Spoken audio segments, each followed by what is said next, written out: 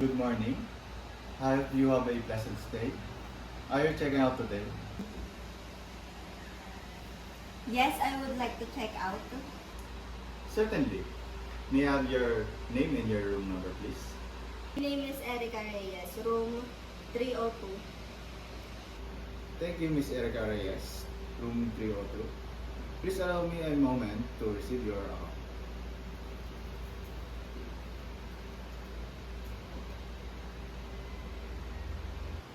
Okay, here's your final bill.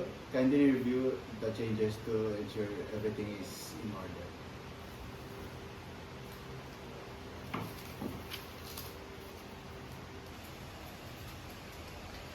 Yes, everything looks correct.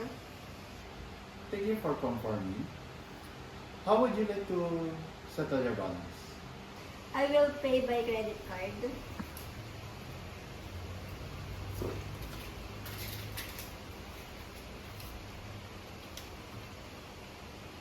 Certainly. Can you kindly insert your card into the terminal?